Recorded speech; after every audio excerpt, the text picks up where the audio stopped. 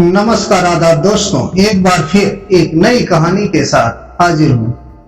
दोस्तों, आज मेरी कहानी का शीर्षक है पैसा और पिता।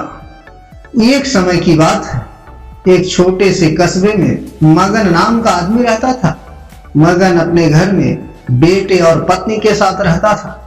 मगन गरीब था, इसलिए वह दिन रात अपने परिवार की जरूरतें पूरी करने में लगा रहता था। वह हर हाल में बेटे और पत्नी की खुशी चाहता था। मगन एक छोटी सी कंपनी में काम करता था, जहां उसकी आमदनी घर खर्चे जितनी ही हो जाती थी।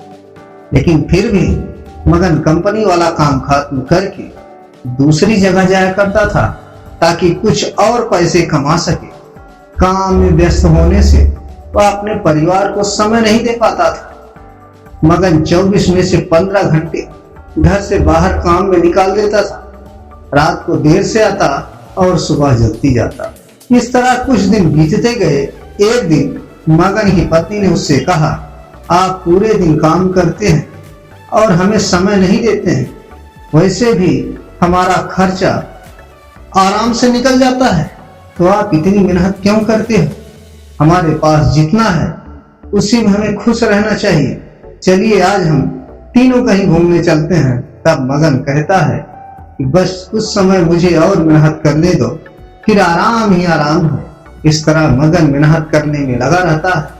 उसका बेटा भी उससे अक्सर कहता रहता था कि पापा आप मेरे साथ खेलो, बैठो और मुझसे बातें करो। लेकिन मगन हमेशा काम के लिए कहकर कभी उसे समय नहीं दे पाता था। कुछ समय और बीता। अब मगन की किस्मत चमकी। मगन की नौकरी जिस कंपनी में थी, अब उसका मालिक मगन को मैनेजर बना देता है, क्योंकि मगन काफी समय से वहां काम करता था और वह मालिक का विश्वास पात्र बन गया। मैनेजर बनने के बाद मगन बहुत अमीर हो गया। उसकी आमदनी बहुत अच्छी खासी थी। अब वह कुछ भी खरीद सकता था। उसकी गिनती धनी लोगों में होने लगी। पत्नी और बेटा बस एक बार कोई चीज मांग लेते, वह तुरंत हाजिर कर देता था। एक दिन बेटा और पत्नी दोनों मगन से बहुत ज्यादा जिद करते हैं कि वे तीनों समुद्र के किनारे घूमने चले। मगन कहता है कि ठीक है, आज चलेंगे, लेकिन मुझे कंपनी में थोड़ा काम है, इसलिए तुम दोनों समुद्र के किनारे पहुंचो, मैं सीधा कंपनी से काम खत्म करके पहुंचता हूं। पत्नी और बेटा दोनों वहां चले जाते हैं।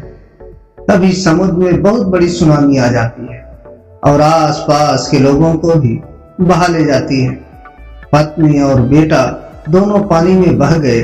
जब मगन वहां पहुंचता है तो ऐसी हालत देखकर घबरा जाता है।